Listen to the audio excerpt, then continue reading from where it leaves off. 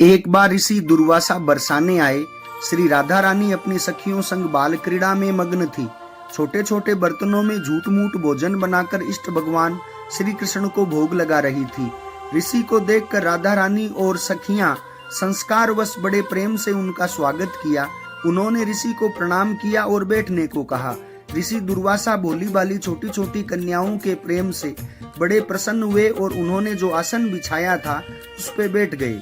जिन ऋषि की सेवा में त्रुटि के भय से त्रिलोकी कांपती है, वही ऋषि दुर्वासा की सेवा राधा रानी एवं सखियां भोलेपन से सहजता से कर रही हैं। ऋषि केवल उन्हें देखकर मुस्कुरा रहे हैं। सखियां कहती हैं, महाराज आपको पता है हमारी प्यारी राधा रानी ने बहुत अच्छे लड्डू बनाए हैं, हमने भोग अर्पण किया है, अभी आपको प्रसादी देते हैं। यह कहकर सखियां लड्डू का प्रसाद ले आती हैं। लड्डू प्रसाद तो है पर है ब्रजरज का बना, खेल खेल में बनाया गया। ऋषि दुर्वासा उनके भोलेपन से अभिभूत हो जाते हैं। हंसकर कहते हैं, लाली प्रसाद पालूं, क्या ये तुमने बनाया है? सारी सखियां कहती है, हाँ हाँ ऋषिवर, ये राधा ने बनाया है। आज तक ऐसा लड्डू आपने नहीं खाया होगा। मुंह में डालते ही परम चकित शब्द रहित हो जाते हैं। एक तो ब्रजरज का स्वाद, दूजा श्री राधा जी के हाथ का स्पर्श लड्डू अमृत को फीका करे ऐसा स्वाद लड्डू का। ऋषि की आंख में आंसू आ जाते हैं। अत्यंत प्रसन्न हो वो राधा रानी को पास बुलाते हैं और बड़े प्रेम से उनके सिर पर हाथ रखकर उन्हें आशीर्वाद देते हैं।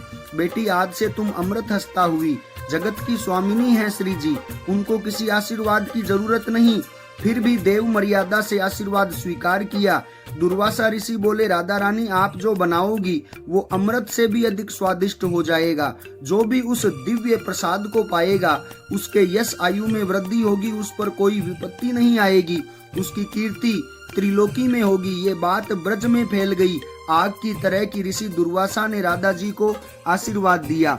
जब मैया यशोदा को पता चला तो वो तुरंत मैया कीर्तिदा के पास गई और विनती की कि आप राधा रानी को रोज हमारे नंद भवन में भोजन बनाने के लिए भेज दिया करें।